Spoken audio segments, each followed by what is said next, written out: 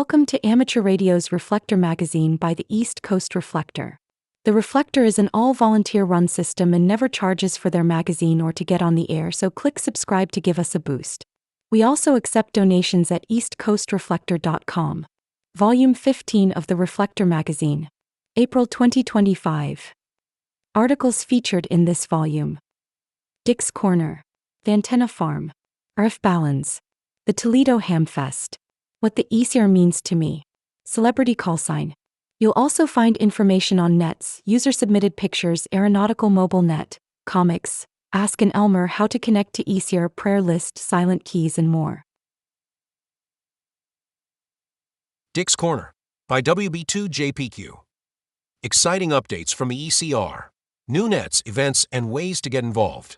The ECR continues to grow and create new opportunities for hams to connect, learn, and share their knowledge. Here's what's new and how you can get involved. Introducing Open Mic Night.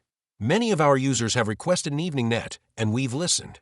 We're excited to introduce Open Mic Night, now taking place every Wednesday at 8 p.m. Eastern. This interactive net has already welcomed 5 new talented net controllers to the ECR. If you're interested in participating, sign up at bit.ly/ECR OpenMic. One of our most anticipated events, the Western New York Meet and Greet, is happening on June 21st, 1 p.m. to 6 p.m. at the beautiful Chestnut Ridge Park inside the casino building, just south of Buffalo, New York. This is a great opportunity to meet the faces behind the voices and enjoy a fun-filled day, relaxing, eating, and socializing. RSVP at ECRMG at W2RBC.com.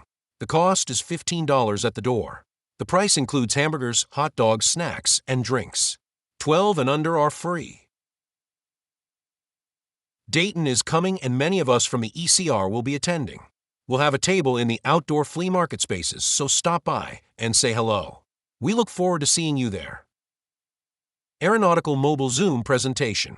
On Thursday, May 1st at 7 p.m., we are having a Zoom presentation hosted by our aeronautical mobile pilots Carlos N1CBM and Alex K1AOS. They will be explaining what happens inside the plane and how the radios and antenna are set up. Stick around because at 8 p.m. is our Ask an Elmer. Hang back and listen or help out. You can enter the Zoom room by going to bit.ly/ECR daily. We're always looking for Zoom room presentations. If you have expertise in a subject that you think other operators would find interesting, or if you know of someone who does them, we'd love to hear from you. Reach out to us and share your ideas. Your knowledge could be a great resource for the community. Email wb2jpq@aol.com. Have ideas for improving the ECR? Our think tank meetings are always open to visitors. Stop by one of our Zoom room meetings to share your thoughts and help shape the future of the ECR. The second and fourth Thursdays at 7 p.m. in the ECR1 Zoom room at bit.ly/ECR daily. The ECR is run entirely by volunteers, but we do incur expenses for system upgrades and day-to-day operations. If you enjoy our system and want to help keep it thriving, please consider making a donation by hitting the donate button on the bottom of this page. Every contribution helps. Remember, you don't need a net to start a conversation on the system. If you're on the air and want to chat, just start a QSO. Thank you for being part of the ECR family. We look forward to hearing you on the air and seeing you at our upcoming events. Dick, WB2JPQ, 73. Open Mic Net. The ECR has a new one-of-a-kind net. It's an open mic net for net controllers. Every Wednesday night at 8 p.m. we have multiple guest net controllers. No experience necessary. You don't even need to log. If you're interested in being a net controller on our Open Mic Net, sign up at bit.ly/ECR OpenMic. Are you an aeronautical fan? Ever wonder how the communication system is set up inside of a plane? Join us May 1st at 7 p.m. in the ECR Zoom room at bit.ly/ECR daily as the pilots of our Aeronautical Mobile Net. Carlos N1CBM and Alex K1AOS show you how it's done and answer your questions. That's May 1st at 7 p.m. in the ECR Zoom room at bit.ly/ECR daily and join the Aeronautical mobile presentation. Connect to ECR. For a printable list of ways to connect, go to bit.ly/ECRConnect. For a list of known full-time repeaters, go to eastcoastreflector.com and scroll down to the map. ECR Gift Shop. You can help the East Coast Reflector by visiting our gift shop. We've got shirts, hats, mugs, and plenty of items you can put your call sign on.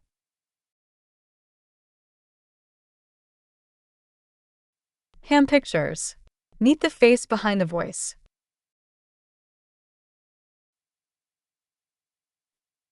The TechNet. The TechNet is Tuesday nights at 8 p.m. Eastern and lasts for about 2.5 hours. Here's the order of the net. First, we share any ECR announcements we may have. Next, we take notices of any silent keys from the ECR. Next, we take check-ins from hams who are new to the net, where you can ask your tech-related questions and respond to help answer others' questions. And finally, we take general check-ins by call district. Tuesday nights at 8 p.m. and you can view the log at bit.ly/ECR logs. The Antenna Farm, Part 30, Long Wire Antennas. Hello, ECR family, and welcome to the Antenna Farm. This is your friendly antenna farmer, Charles, KC6UFM. As always with the Antenna Farm topics, I welcome any and all feedback from you, the reader. I am almost always monitoring the East Coast Reflector, and my email is on my QRZ page. I am also on the ECR for almost every Tuesday night TechNet, so this will be a great place to ask questions too. Feel free to reach out to me with any comments or questions. But there's a new and, in my opinion, great place to ask questions about the Antenna Farm or antenna systems in general. Join me, along with other Elmers in the East Coast Reflector Zoom room, on the first and third Thursdays of each month at 8 p.m. Eastern for the Ask an Elmer be an Elmer event. This is a chance for all hams, especially those new to the hobby, to ask questions that may be too involved to get answers from the TechNet. I look forward to you joining us and asking your questions. This time in the Antenna Farm, we're taking a look at one of the simplest multi-band antennas, the long wire antenna. Right up front, I want to kind of burst your bubble. Strictly speaking, there is no such thing as a long wire antenna. What exists in reality are random wire antennas. By definition, a random wire antenna is just what it sounds like, a random length of wire that has no intentional relationship to frequency of operation. In other words, the wire is not a quarter, half, or full wave long, nor is it any harmonic of ease at any band of operation. Think of a long wire antenna as a subset of random wire antennas. The random wire antenna. Sadly, the exact length needed to be considered a true random wire is a bit fuzzy and varies based on what research you read. Some authors say that it must be at least a quarter wave at the lowest frequency. Others like to use a half-wave figure, and more say not less than a full wave. A narrow majority of authors like the full wave length at the lowest frequency, and I tend to agree with them from practical results. The bottom line is that bigger is better. As an aside, for many years I worked an Australian ham who was a rancher in the outback on 40-meter CW. He had built the ultimate random wire antenna by attaching insulated wire to the tops of the fence posts around some of his property. The antenna was just shy of 50 miles long. He ran 100 watts and was into the U.S. Midwest at 20 over S9 on a daily basis. You did have to wonder about the ohmic losses of an antenna that long. It should be noted that the radiation pattern from a random wire antenna gets a bit complicated. At shorter lengths, compared to the wavelength of the applied signal, you can expect something close to the figure 8 of a simple dipole. As the wire gets longer, again, compared to the applied signal, the pattern develops more and more secondary lobes. In theory, an infinitely long length of wire will be omnidirectional. Below are a few images from ESNEC for a random wire antenna 100 feet long being used on the lower portion of the 10M band that technician class operators have access to, 28.25 megahertz. The image below is the current distribution on the 100-foot wire. As you can see, there are many current peaks along the wire as shown by the purple trace. Next, we have the radiation pattern of the 100-foot long wire. While at this length, compared to wavelength of the applied signal, there are still clear peaks and troughs visible. It's no longer the classic figure 8 of a simple dipole. Lastly, we have the VSWR plot. Honestly, this isn't pretty nor is it what you want to see. The VSWR of a direct feed with 50 ohm coax will be someplace well north of 100 to 1. In case you're wondering, do not transmit on this antenna. What all of this means is that the random wire is a good general-purpose multiband antenna that is easy to put up and cheap to build, but it needs to be fed through some kind of matching network. Traditionally, a circuit called an L network is used. This is a simple circuit made from a resistance, capacitive reactance, and inductive reactance. These values are connected in some combination of series and parallel setups to cancel out the reactance of the antenna and bring its non-reactive value into some useful range.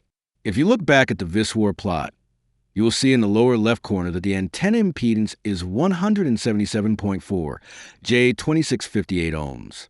This means that we need to add 2,658 ohms of inductive reactance in series to cancel out the capacitive nature of the antenna, and about 75 ohms of resistance in parallel to bring the resistive value close to 52 ohms.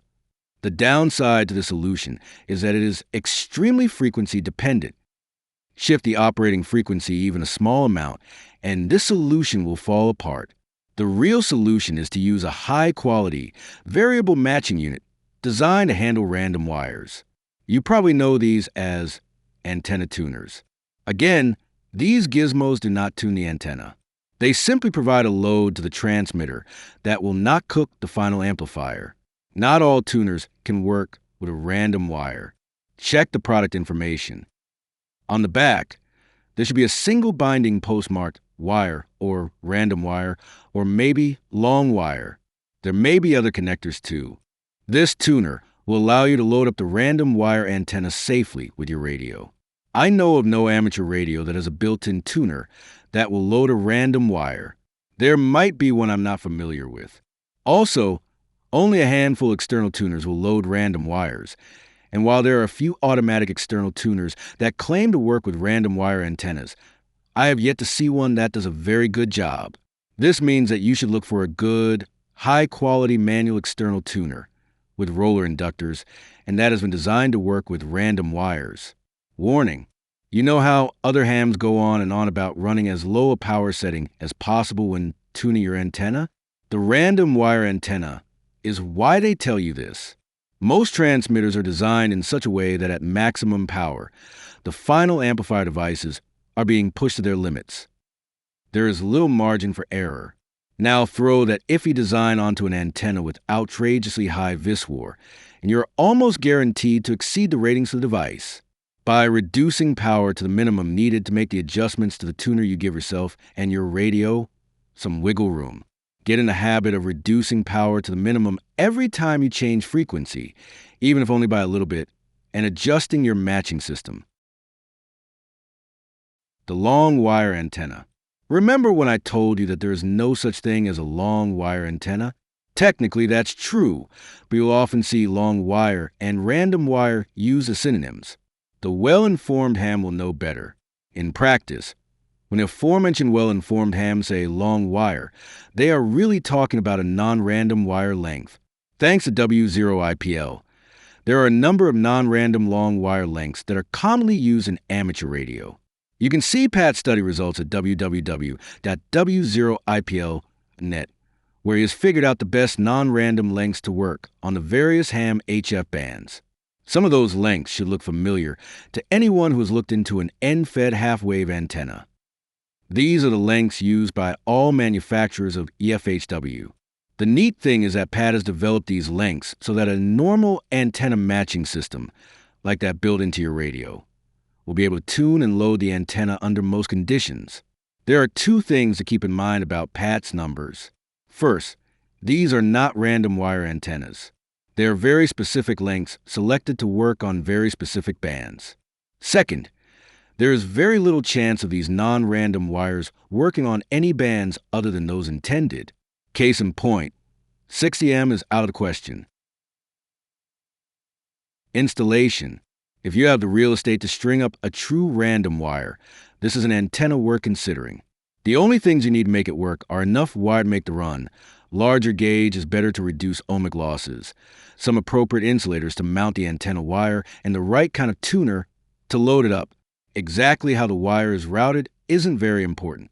Like any wire antenna, the random wire likes to be run in one long straight line, but it's no problem if there are bends, curves, or other distortions. Try to avoid bending the wire back on itself in close proximity, and if you put up as a big loop, keep the ends as far apart as possible. Keep in mind that the random wire is an end-fed antenna, so you only need access to one end of the wire at your shack. Lastly, random wire antennas can have some pretty high voltages along the wire, and these voltage peaks are different from one frequency to another. Keep the antenna protected from accidental contact by people and animals. Conclusion: as with most antennas, random wires have advantages and disadvantages. In other words, everything is a trade-off.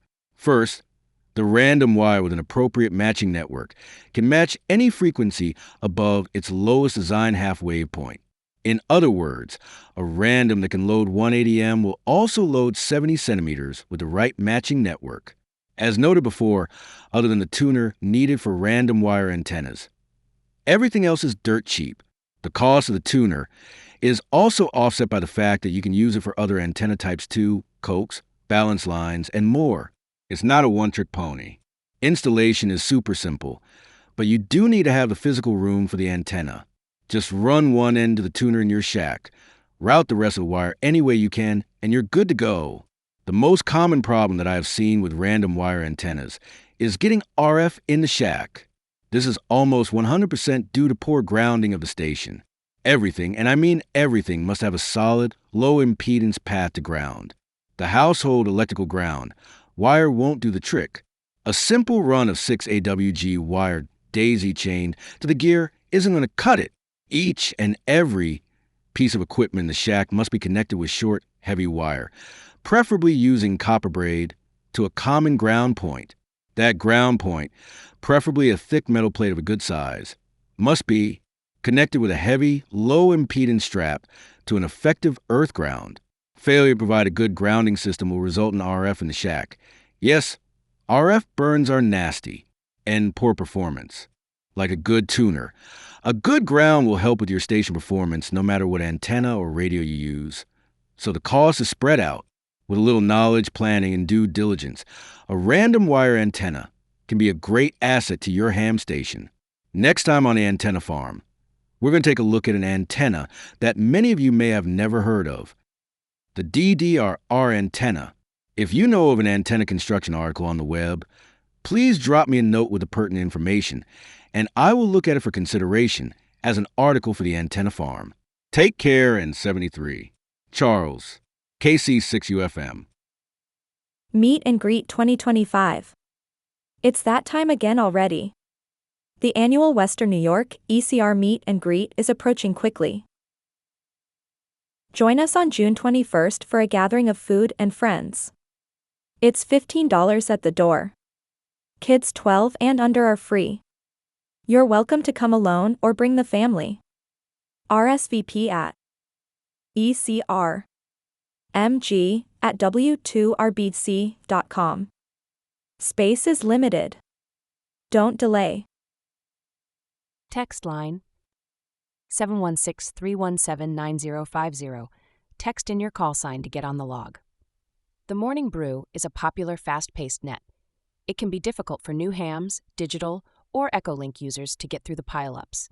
The text line helps to ease the pile-ups and get more hams on the air. No in and outs accepted. No earlier than 30 minutes before the net. World Radio History.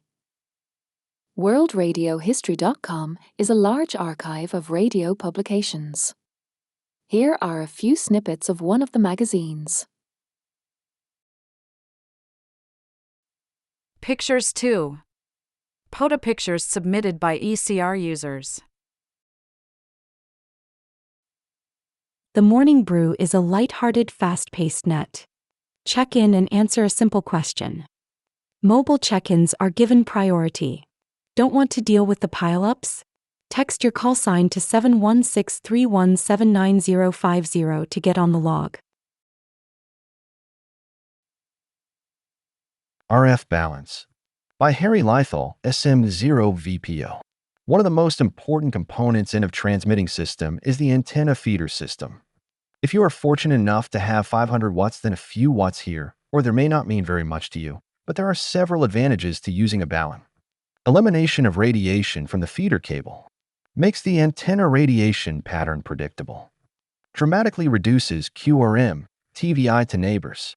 Helps to keep RF out of the shack. Many amateurs simply connect the two ends of a coaxial cable to a center-fed balanced antenna. The problem with this is that the coax braid current must be equal to the coax center conductor current. The coax braid therefore radiates, cocking up the radiation pattern of the antenna, as well as bringing RF back into the shack, past the neighbor's telly, and onto the shack earth. This is when you burn your lips on the microphone if using much RF power. So what are we going to do about it? Here you see two methods. The first is a simple auto transformer. The RF voltage is doubled and balanced about a center point. This method will increase the antenna feed impedance by 4, so with a 50 ohm feeder, it is suitable for driving 200 ohm impedance antennas, such as folded dipoles. The second method is simple transformer isolator, crude but effective. By tapping the coil, it is possible to achieve a 1-to-1 impedance ratio and improve the effect of the second crude method. In practice, each winding will be identical to all the others, and this can be achieved by twisting together two insulated wires and wrapping a few turns round a bit of ferrite. Here we see 3 pieces of wire twisted together and coiled upon a ferrite ring. This method enables you to have a 1-to-1 impedance ratio for feeding low impedance antennas such as half-wave HF antennas. This transformer balun has a very wide bandwidth and is suitable throughout the complete HF spectrum. The transformer may be almost any ferrite ring for up to 50 watts or so. Here we see the same balun wound on a bit of ferrite from an old transistor radio set. This will also work well, but the power handling capacity may be reduced a little. For VHF work, the most common balanced antenna is the folded dipole and has an impedance somewhat higher than 50 ohms. A 4-to-1 balun is the most suitable for feeding balanced antennas at VHF. Ferrites do not perform so well at VHF, but a half-wave coaxial cable will do the job. The correct length of the cable loop is cable velocity factor multiplied by calculated 1/2 wavelength. This type of balun is quite frequency conscious, but the VHF and UHF bands are very narrow, expressed as a percentage of frequency. A practical example for 145 MHz using URM75 velocity factor equals 0.66. Calculated 1/2 wavelength equals 1035 millimeters. 1035 multiplied by 0.66 equals 683 millimeters. It is better to cut the cable a couple of centimeters too long and trim it to the correct length using a grid dip oscillator. Short circuit the coax cable inner to outer at both ends, forming one of them into a small loop. Check the dip occurs at the center frequency you are interested in. If you have difficulty with the GDO at, for example, 433 MHz, then open circuit one end of the balun and check the dip at 1/2 the operating frequency, example equals 216.5 MHz. This coaxial balun works equally well at HF, but the bandwidth may be a bit narrow, and a balun for 1.8 MHz would use half a 100-meter roll of cable. Well, this is about enough to get you started playing with baluns. There are many books on the subject. By far the best I have seen is the trusty ARRL Radio Amateur's Handbook. So have fun and don't get your lips burned. To Harry, Uplands Vasby, Sweden. Message board. Very best regards from Harry Lythal. Original article is available at sm0vpo.com. RF can be dangerous. It's always good practice to understand the dangers of what you are doing and practice safety precautions. Check out this video by SM0VPO for an important education.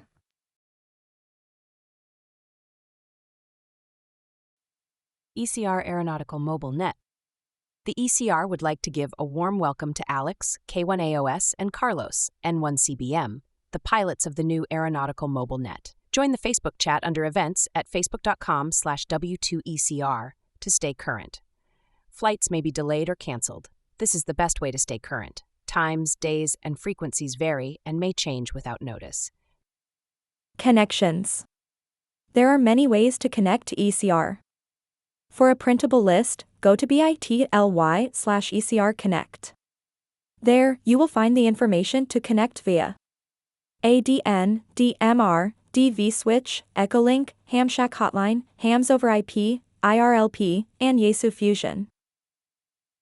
Visit the ECR shop at eastcoastreflector.com. Most items are 15 to 30% off. Get t-shirts with your call sign starting at $17.68, mugs for $11.20, phone cases from $18.16, and hoodies from $38 up to 3X.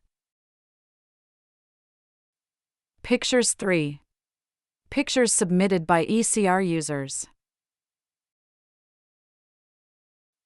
The Youth Net is every Friday night at 8 p.m. Join Luca, KD2HYZ, Grayson, KG4BUT, and Ivan, KE2EGF, the Youth Net controllers. Check in to show your support. Third party is always welcome. TMRA Hamfest 2025, a Toledo tradition. In 1955, the Toledo Mobile Radio Association, TMRA, decided they needed to sell some equipment, so they hosted an auction out of one of their members' garage. It continued for several years as it gained popularity and outgrew the garage. As it continued to evolve, it gave rise to the Toledo Hamfest. The auction aspect faded out, and ever since, TMRA has hosted its annual Hamfest drawing hams from hours away. On March 16th, TMRA continued the tradition now at the Student Health and Activity Center, SHAC, a spacious, well-equipped venue on the Owens Community College campus. With over 100 members, TMRA had dozens of volunteers ready and willing to help set up tables and assist vendors with setup and unloading. Popular vendors such as EAE Soldering, Tower Electronics, Gold Medal Ideas, and Transcell brought a variety of radio gear and electronics. DX Engineering also had a display near the ticket barrel drawing plenty of interest. Tables were available for $20 to $25 with free electrical hookups included. Admission was $10 while children under 12 and Owen students enjoyed free entry. Exciting door prizes added to the fun, including four $50 ARRL vouchers, two $25 ARRL vouchers, and a $100 DX Engineering gift certificate. Attendees also enjoyed fresh coffee and treats from Sweet Nate's Coffee, keeping energy levels high for a full day of radio talk and tech exploration. The volunteer examiner session was a success, welcoming new hams and upgrading others. Passing the exam gave them free entry to the Hamfest.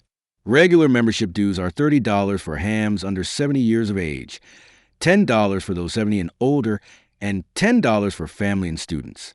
TMRA's Hamfest continues to be a can't-miss event for amateur radio, carrying on its long-standing tradition. www.w8hhf.org. Ask an Elmer recurring Zoom room event. Ask an Elmer, be an Elmer, or just come and listen, where your questions and your knowledge are an asset to amateur radio. Every first and third Thursday of the month at 8 p.m. To enter the Zoom room, go to bit.ly/ECR daily. You should know. The East Coast Reflector and its Reflector magazine is all volunteer run. We charge nothing to use the system. We charge nothing to subscribe to the magazine. The system has hundreds of users connected at any given time. We incur a lot of expenses to maintain such a large system. If you use the system or enjoy the magazine, please consider helping by contributing to the system by going to eastcoastreflector.com and click on Donate. Your contribution is greatly appreciated. Calendar. All times are Eastern. The following events are on the Reflector. For connection information, go to bit.ly/ECRConnect. Check out the morning Brew Net on your way to work. Weekdays from 7 to 9 a.m. It can be pretty fast-paced. If you like a slower, more ragchew net, stick around on Fridays for the second cup at 9 a.m. Have a technical question? Stop by the Tech Net Tuesday nights at 8 p.m. to ask your questions or offer your advice. On Wednesday nights at 8 p.m. check out a new type of net, open mic night for net controllers. If you'd like to give it a try, go to bit.ly/ECR open mic. On Sundays, listen to Amateur Radio Newsline at 1 p.m. and again on Wednesday nights at 10 p.m. We've also got HF nets. On Thursdays at 10 a.m. join the 20-meter net on 14.317.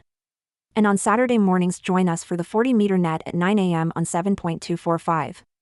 For the following events, stop by the ECR Zoom room at bit.ly/ECR daily. Every day at 3:30 p.m. stop by for advice or just casual conversation. On the first and third Thursdays at 8 p.m. check out the Ask an Elmer Zoom room for people to seek information and get answers with the utmost respect, or to offer help to hams where you can just stop by and listen. On the second and fourth Thursdays at 8 p.m. is the ECR Think Tank, where users help to come up with and execute new ideas to help keep the ECR moving forward. Guests are always welcome.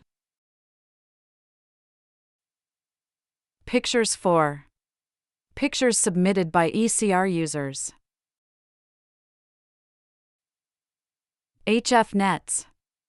On Thursdays at 10 a.m., join the 20-meter net on 14.317. And on Saturday mornings, join us for the 40-meter net at 9 a.m. on 7.245.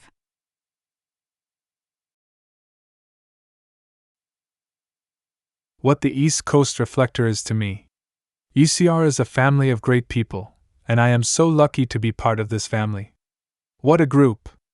I am a retired firefighter, and as a firefighter, our firehouse family was so very important to our success and well-being.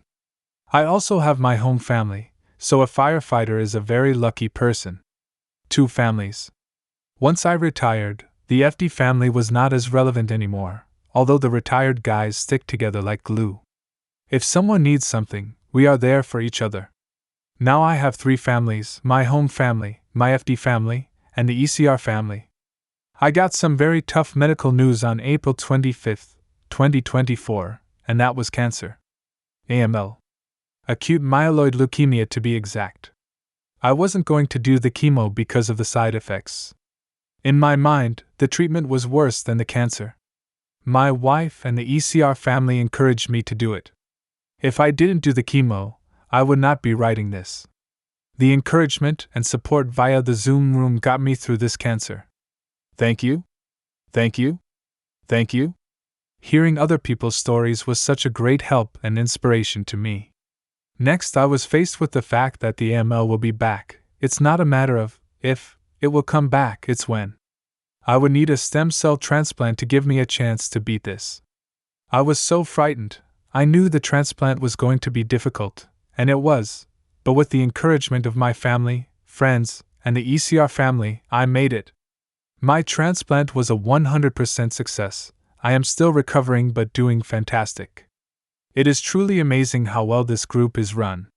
Who would think an amateur radio group could be so wonderful? Dick W2JPQ and Vicky K8VKY run a great group as well as all the team members. Thank you. Jeff Cohn. KC9TW. About the author. Jeff Cohn. KC9TW. Firefighter. Paramedic. Up through the ranks to a battalion chief. Injured in the line of duty disability retirement. Back to school at age 39. Earned a master's in electrical engineering from Purdue University. 1 son and 3 grandchildren, 2 girls and 1 boy. All down in Texas. Volunteer to man the local cooling or heating center. The best wife in the world, and she has 2 kids and 7 grandchildren. Hobbies: ham radio, woodworking, HVAC, working on my home. Reflector etiquette. We don't have strict rules, but we do have guidelines that help make the best experience for everyone. This is a very large system with hundreds of connections at any given time. All of these repeaters and nodes can take a few short seconds to receive your audio, so key up and wait 2 seconds before you start to talk. Some repeaters have longer delays than others. Please feel free to use the Listen Live audio on the eastcoastreflector.com website to hear if you're cutting yourself off. Keep your transmissions to less than 3 minutes. You won't only time out your repeater but many others. Limit QSOs to 15 minutes. With hundreds of people, everyone needs a chance to talk. For the same reasons, leave 3-second breaks between transmissions. If you don't leave a break, the system doesn't know that you aren't still the last person and the time will compound and time out the system. Politics and religion are very important and we respect your opinion and beliefs, but this isn't the place for its discussion. Politics and religion make people too emotional to maintain a family-friendly environment. Only use break or break in an emergency. Listen before you speak. Don't interrupt a QSO or a net for a radio check. You only need to ID every 10 minutes. People tend to get carried away and say it after every transmission even if they're transmitting every minute. A lot of hams don't appreciate CB terms like 10-4, good buddy, home 20, personal, or Roger. The reflector is over the internet. Everyone hears the same audio. There's rarely a need for the use of phonetics. Make sure your email on QRZ is public. This is the way people can contact you, especially if there is an issue with your node or repeater that you may not be aware of. Lastly, fix poor audio. If you need help with your audio, we'd love to help. Stop by the ECR Zoom room at bit.ly/ECR Daily. Check out the ECR website at eastcoastreflector.com. You can use the monitor to see who's talking with the last heard feature. Go to the contact menu and submit suggestions for the TechNet or Morning Brew questions. Ask general questions you need help with or report issues. Other features include a map of no full-time repeaters, a link to joinourgroups.io, a link to the ECR Zoom room, links to each net and their log sheet, the ECR shop, and of course the Reflector magazine. Audio feed. There's a new audio feed on the website. We still have the old one too, but now we have one live feed and one feed that has a 2.5-minute delay. Need an audio check? To hear what your audio sounds like, load up Listen Live on the website, pick up your radio, give your call sign, and say, "This is a test. No response needed." Still stumped? Come to our Zoom room for advice at bit.ly/ECR Daily. Crossword page. Try the birthday call sign word search puzzle. Click on the magazine page and solve it online or to print it. If you'd like to be added to our birthday list, go to bit.ly/ECR birthday. Pictures 5. Pictures submitted by ECR users. If you have pictures you'd like to submit, send them to editorecr@gmail.com. The Trivia Net is a fun, unique net. Check into the net and you'll be asked a multiple choice question when it's your turn. Saturday nights at 11 p.m. Eastern.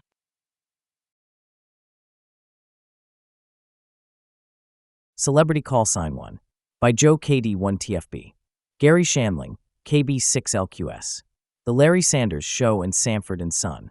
Gary was born into a Jewish family in Chicago on November 29, 1949, the son of Muriel and Irv.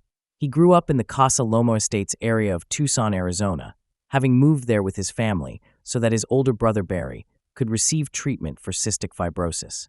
Barry died of the disease when Gary was 10. He earned his ticket at the age of 13, so I could sit in my room and talk to people the world over, Gary tweeted in 2011.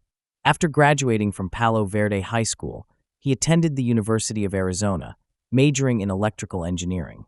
He did not earn his degree in EE, but instead completed a degree in marketing and pursued a year of postgraduate studies in creative writing. Well, as you may have guessed, Gary isn't known for EE, but initially for work on Sanford and Son and Welcome Back, Kotter. Later on, he would be a guest host on The Tonight Show.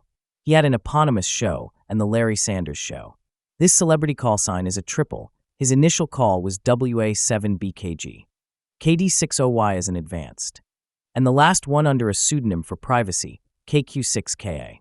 Our celebrity would be Gary Shandling, who became a silent key on March 24, 2016, due to a heart attack.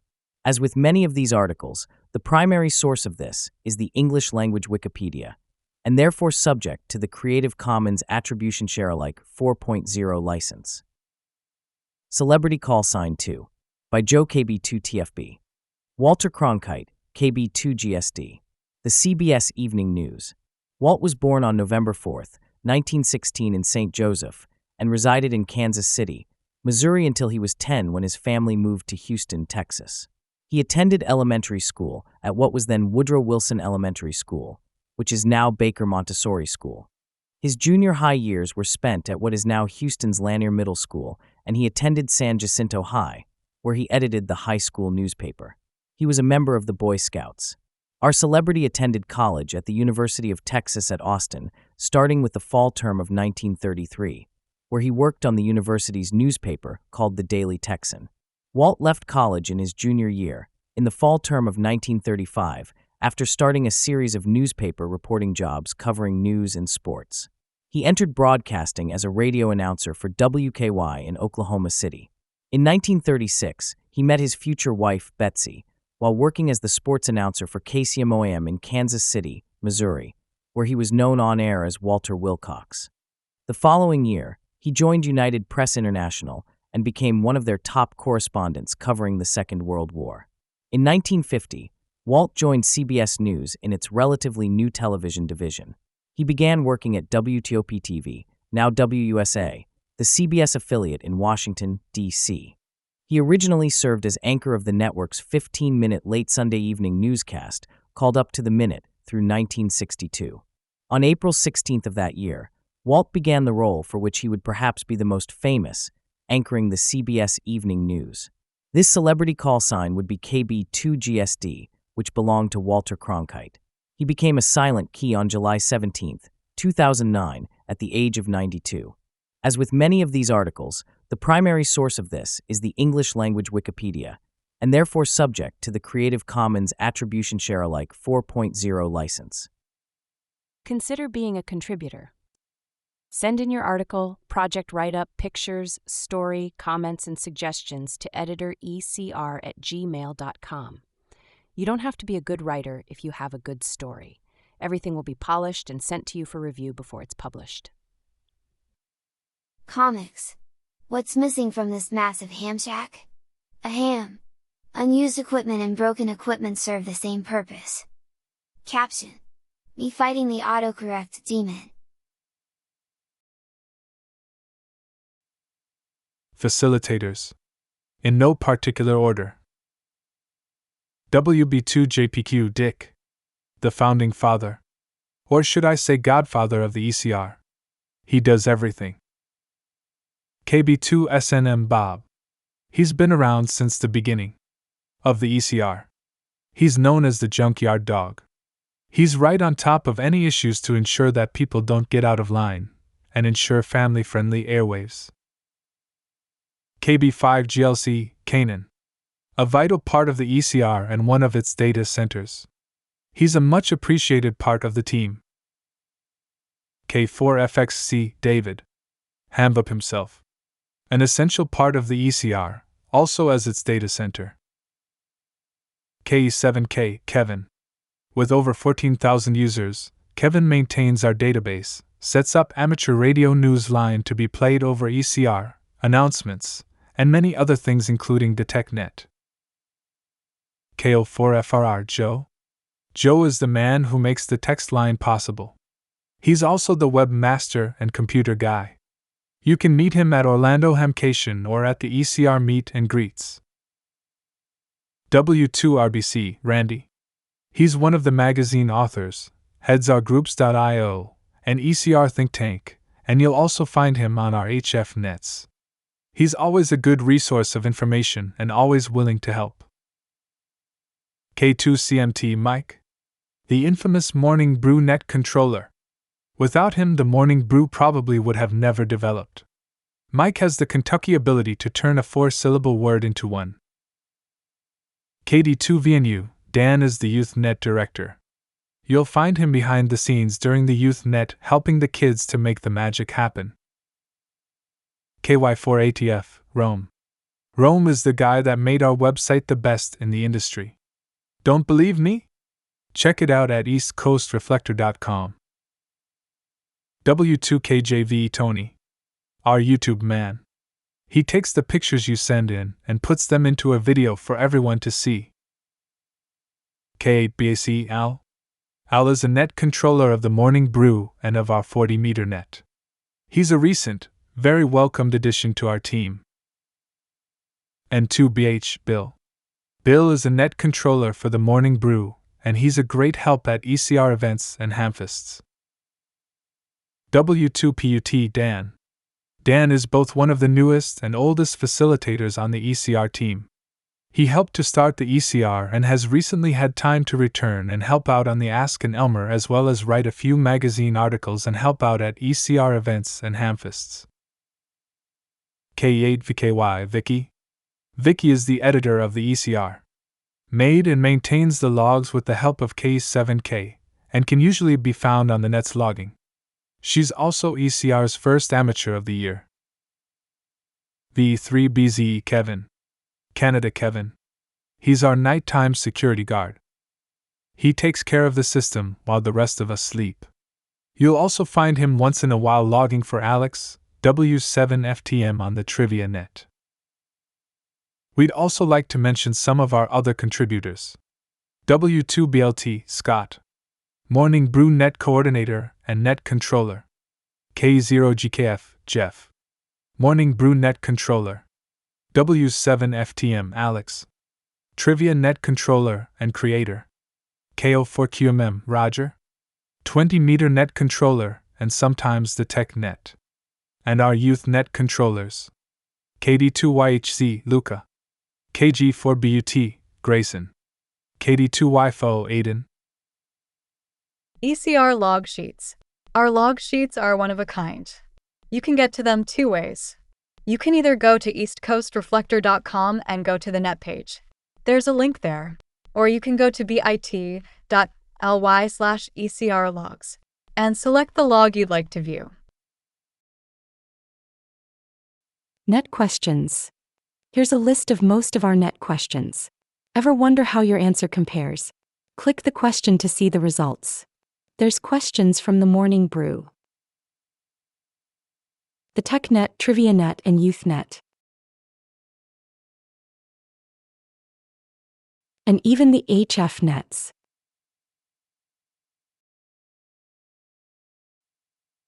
Please pray for Cindy, wife of Charles, KC6UFM. KC92. Jeff, who battled cancer with his head held high. KB2UDB, Mike and his wife Deborah. KC4BB, George, Billy, Broadway.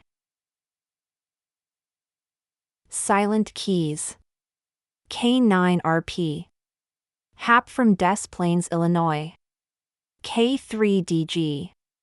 Donald from Kirkwood, Pennsylvania. Please keep these people and their families in your prayers to give them the strength, encouragement, comfort, and peace of mind and heart they need, and have a brief moment of silence.